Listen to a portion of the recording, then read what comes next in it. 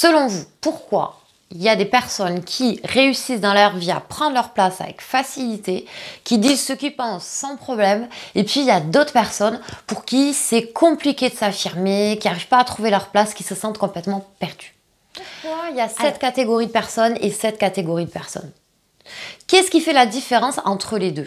Eh bien, selon moi, vous savez, on vit dans une société où on fait tous la même chose. On est beaucoup conditionné. Alors voilà, on va à l'école, on trouve un travail, puis on va travailler toute sa vie, puis ensuite on attend la retraite.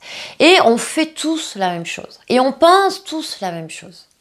Ok, et ça s'appelle l'inconscient collectif. La définition de l'inconscient collectif, je vais vous la lire parce que je l'ai noté.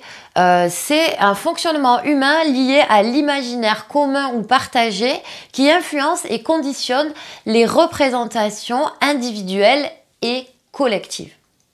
Il y a deux catégories de personnes, les personnes qui ont un état d'esprit figé et les personnes qui ont un état d'esprit évolutif. Les personnes qui ont un état d'esprit évolutif, en fait, vont remettre en question la pensée commune. Et dans cette vidéo, eh bien, simplement, je vais vous montrer 10 pensées limitantes complètement fausses que la société a pris en compte, que vous prenez peut-être en compte, et si vous les prenez en compte, je vous conseille fortement de les éliminer. Alors, en prendre conscience, c'est déjà un premier pas, et tout simplement, prendre conscience, ça veut dire quoi? Ça veut dire le ramener à la conscience, donc ça veut dire c'est ce qu'on va faire dans cette vidéo. Donc, si tu es intéressé pour avoir la vie que tu veux, et pour être dans ces personnes qui ont un esprit évolutif, pour se créer la vie qu'ils veulent, prendre leur place avec plus de facilité, cette vidéo, elle est pour toi. On commence par le premier point tout de suite. La première pensée qui bloque tout et qui est vraiment typiquement française en plus, c'est « t'as pas le droit à l'erreur ». Attention, si tu entreprends quelque chose, te plante pas parce que derrière, bim, ça va faire mal. Dans cette société française, on a vraiment tendance à se dire qu'on n'a pas le droit de faire une erreur. Attention, prends pas trop de risques surtout. Et surtout, te plante pas. Faux, plantez-vous parce qu'un enfant, je crois qu'il doit, se casser la figure, je sais plus combien de fois avant d'apprendre à marcher. J'ai pas la stat là, mais il y a vraiment une statistique là-dessus. Mais s'il se plantait pas, cet enfant, il apprendrait pas à marcher, d'accord? Donc c'est vraiment, ça fait partie du processus de la vie en fait, de se planter, de faire des erreurs. C'est vraiment important de le prendre en considération, d'arrêter de se dire qu'il faut absolument réussir du premier coup. On ne peut pas réussir du premier coup. Et waouh! On n'est pas un peu plus soulagé là quand on se dit ça? Aux États-Unis, sur leur CV, ils notent tous les échecs qu'ils ont eus et c'est vraiment une reconnaissance. C'est pour dire voilà, je suis passé par là, je sais ce qu'il faut pas faire et du coup, vous pouvez me faire confiance. Ok, donc ça va être vraiment de switcher avec c'est bon, c'est ok avec le fait de ne pas réussir de suite. Ok. La deuxième croyance limitante, c'est de vous dire que vous n'avez pas de chance et de dire que la chance arrive qu'aux autres. Et ça, en fait, vous savez, c'est typiquement le ah ben ouais, pas de chance. Là, vraiment, de toute façon, moi, j'ai jamais de chance. De toute façon, moi, j'ai pas de chance. La chance, c'est pas pour moi, c'est pour les autres. Et en fait, les gens qui ont de la chance, ils croient en leur chance. Ils ont compris ce mécanisme-là qui fait partie aussi de la loi d'attraction. Et en fait, ils se disent, ouais, moi, j'ai de la chance. Ou alors, c'est vraiment inconscient. Des personnes qui ont ancré dans leur croyance que, eux, ils avaient de la chance. Et donc, du coup, il va se passer quelque chose de plus dans leur vie. Mais si vous pensez que vous n'avez pas de chance, vous n'aurez pas de chance. Donc, faux. Prenez votre chance. Dites-vous dès maintenant, ok, c'est pas comme ça. C'est pas parce que j'ai pas de chance. Non, aujourd'hui, je décide d'avoir de la chance. Alors, je vais vous montrer, mais très simplement, que vous avez de la chance. Vous avez de la chance parce que vous avez en toi. Vous avez de la chance parce que vous avez une connexion Wi-Fi si vous êtes en train de me regarder. Vous avez de la chance parce que vous avez dormi dans un lit. Vous avez de la chance de boire de l'eau potable, de vous nourrir. D'accord? Donc, rien que ça, en fait, ok, le tout c'est de reconnaître que vous avez de la chance parce qu'on a tous de la chance. Tous ceux qui regardent cette vidéo ont de la chance aujourd'hui et vous y compris. Donc vraiment, ça va être de prendre conscience de tout ce que vous avez aujourd'hui et de la chance que vous avez aujourd'hui et de switcher ce truc-là pour enlever cette croyance limitante collective que moi j'ai pas de chance et puis c'est toujours les autres qui ont de la chance. Deuxième croyance qui nous limite. Alors là, ça me fait penser vraiment à une amie qui est passée me voir hier et qui m'a parlé d'un copain à elle qui est à fond entrepreneur dans son boulot et tout, et puis qui se dit, bah, de toute façon, on ne peut pas tout avoir. Et qui a des problèmes pour rencontrer une petite amie. Donc du coup, en fait, c'est vraiment cette croyance populaire qui dit qu'on ne peut pas tout avoir. On ne peut pas être heureux dans un domaine professionnel et être heureux en famille. On ne peut pas, vous voyez, vraiment être comme si on était heureux au jeu et malheureux en amour. Vous voyez, comme si on ne pouvait pas tout avoir. Eh bien, faux, on peut tout avoir. On peut quand ça devient conscient que j'ai une priorité numéro 1, c'est mon business, et que la priorité numéro 2, c'est mon couple. Et donc, je peux faire les deux. Je peux trouver un équilibre. Et c'est vraiment de prendre conscience de ça. Troisième croyance qui est bien ancrée aussi, c'est attention, ne prenez pas de risques. Attention, c'est dangereux. Attention, restez dans les clous. Vous savez, c'est cette ambiance sécuritaire qui règne dans l'inconscient collectif. Et qui régnait aussi, qui règne dans ma famille aussi. Mon père, combien de fois j'ai entendu mon père dire « Oh là là, mais c'est bon, trouve-toi un CDI, va pas trop explorer des trucs nouveaux, là, qu'est-ce que tu nous fais? Attention à toi, faut vraiment que tu sois sûr de ton coup. » Voilà, c'est vraiment, fais attention, va pas trop loin. Et ça, en fait, c'est l'un des conditionnements les plus attachants, les plus limitants. Les personnes qui réussissent savent prendre des risques, savent que on a besoin de prendre des risques, on a besoin de se confronter à la peur, on a besoin de se confronter à l'échec, on a besoin de se confronter au risque. Et il n'y a pas de mal à prendre des risques en fait dans la vie. Au contraire, bien au contraire. Plus vous allez prendre de risques et plus vous allez avoir de chances d'avoir une vie épanouie et d'aller au bout de vos accomplissements. Quatrième pensée collective, le trop et le peu gâtent le jeu. Le trop et le peu gâtent le jeu. Ok, alors mais qu'est-ce qu'on fait avec ça? Est-ce que j'ai pas le droit de faire des excès de temps en temps? Est-ce que tous les excès sont négatifs? Faux, encore une fois. Faux, alors oui, bien sûr. J'avoue, si vos excès, c'est dans un comportement qui est nocif pour vous, évidemment, il ne faut pas le faire. Je ne dis pas que c'est bien de boire beaucoup d'alcool, que c'est bien de fumer des cigarettes à outrance, de se droguer, etc. Ok, c'est vraiment pas ça l'idée. Mais c'est de dire que on peut aller dans l'excès. Si vous voulez accomplir un objectif, allez-y quoi, allez-y dans l'excès. Des fois, c'est bon d'avoir une surproductivité dans le travail.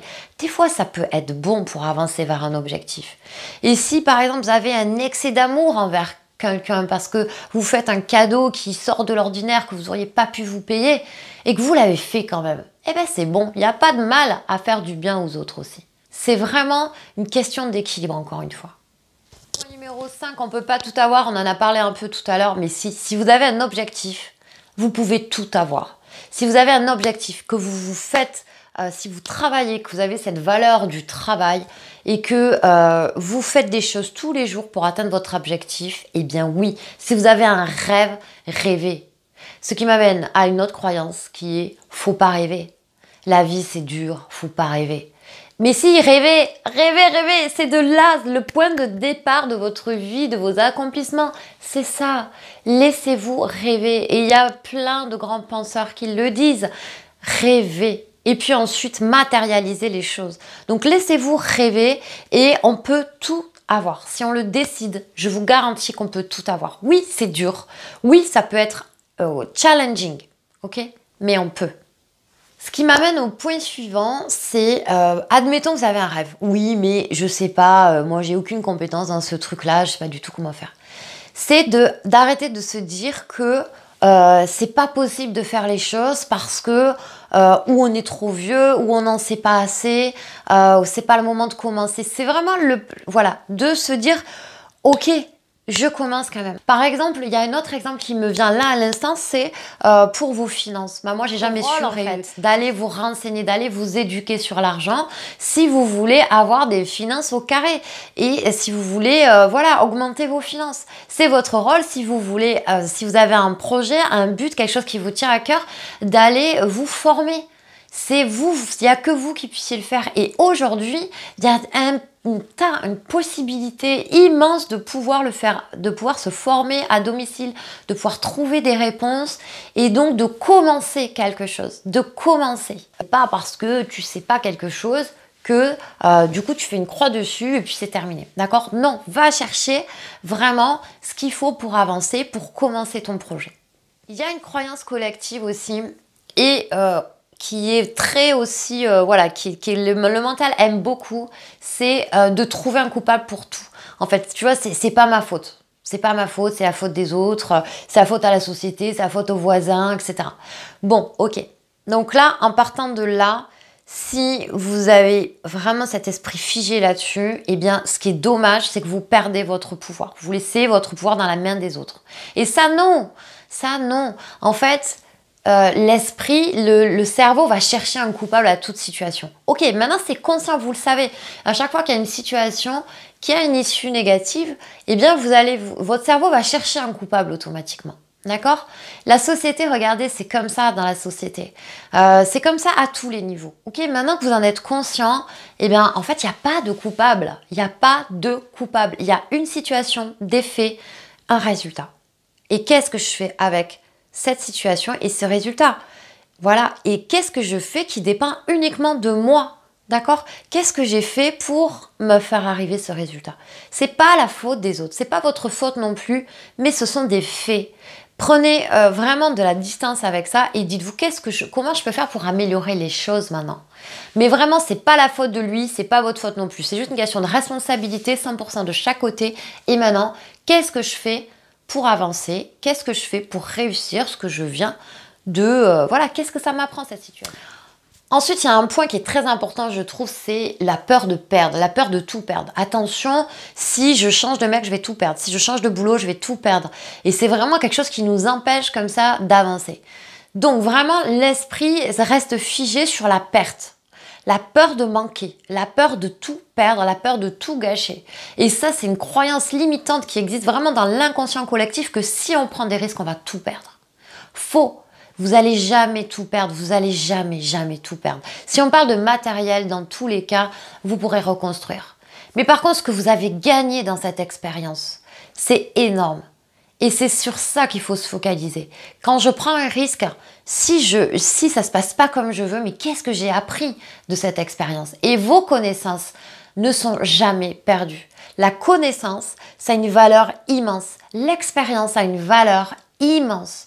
Parce qu'en fait, ça ne se perd pas. Ok? Donc, fausse croyance. Vous n'allez jamais tout perdre. Vous allez au contraire gagner de la connaissance. Il y a un point en ce moment qui est terrible, je trouve, c'est de se dire que c'est la crise. Ok, c'est la crise, c'est vrai. Mais de se dire c'est la crise donc je peux rien faire. C'est la crise donc je subis. Ben non, ça sert à rien en fait. Ça sert à rien de se dire ça.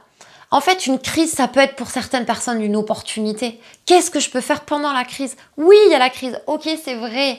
Mais qu'est-ce que je peux faire pendant cette crise? Ça sert à rien d'aller crier, d'être en colère. Oui, ok, exprime ta colère, c'est normal. Mais ça sert à quoi, en fait, au final, de passer son temps à être en colère? Ok, première phase, je suis en colère. Mais deuxième phase, c'est quoi la suite? Qu'est-ce que je peux faire? Est-ce que je peux être un acteur majeur de cette crise? Quelle est l'opportunité derrière cette crise? Et je peux te dire que ça change vraiment les perspectives. Parce qu'il y a des personnes qui vont aller avec le flot de la crise. Et puis il y en a d'autres qui vont rester sur le côté.